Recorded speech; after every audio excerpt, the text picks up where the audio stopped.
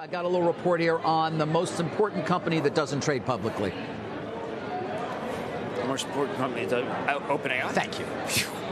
Got it. That was close. Thank you, Sarah Fryer. Guys, important, we'll see how important, but an important development yesterday in federal court in the Northern District of California.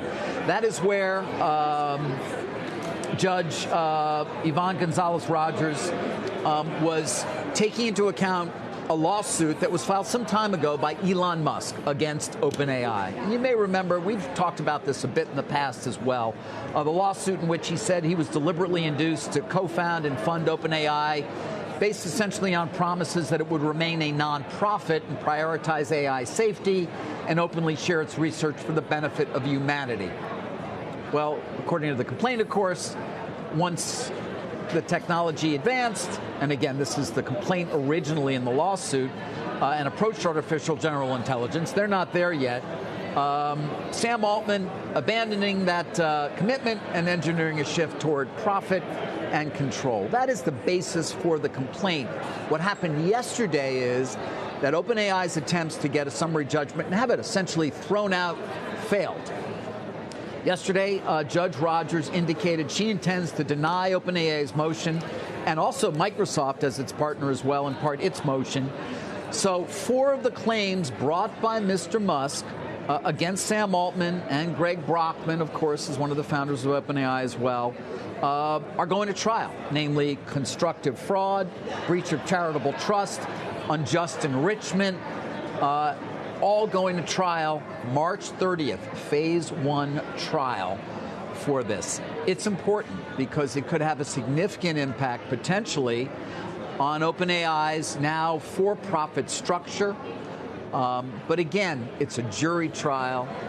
It will begin March 30th. It's very much unclear how it will go and what exactly, if they were to be victorious, would be the claims that would be acted on by the jury. Maybe a jury trial, but Judge Rogers, legendary, kind of a, I would say populist. A populist. Remember on the Epic case, right? With Apple, you raise less corn, more help, Judge. And that's really, she's talking about a wild card. A wild card. But this is something that we're going to have to focus on, I think, in part because it is important. If it's monetary damages only, what are they? We obviously know the last thing that OpenAI wants to do is part with money for something like having to pay Mr. Musk and others, and it could potentially be even more important than that. Let me give you a statement that I've got from Mark Toberoff. He's the lead counsel for Elon Musk. The hearing confirms what we've maintained from the outset. There's substantial evidence that OpenAI's leadership made knowingly false assurances to Mr. Musk about its charitable mission that they never honored in favor of their personal self-enrichment. Now, their false faces must hide what their false hearts doth know. Quote from Macbeth there. And the stakes could not be higher. Go on to say, we appreciate the court's thorough and fair consideration, and they look forward to trial. By the way, in their complaint, they also talked about this being a drama of Shakespearean kind of proportions. So they like Shakespeare over there. Got a response from OpenAI, guys. Mr. Musk's lawsuit continues to be baseless and a part of his ongoing pattern of harassment, and we look forward to demonstrating this at trial.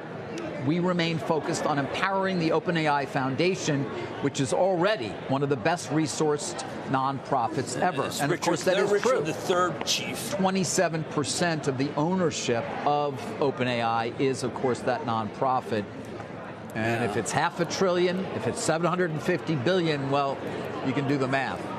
It's a pretty well-endowed foundation. Guys, going to be important. We'll continue to focus on it as we get closer to trial. My kingdom for an NVIDIA Blackwell. That's Richard III. True.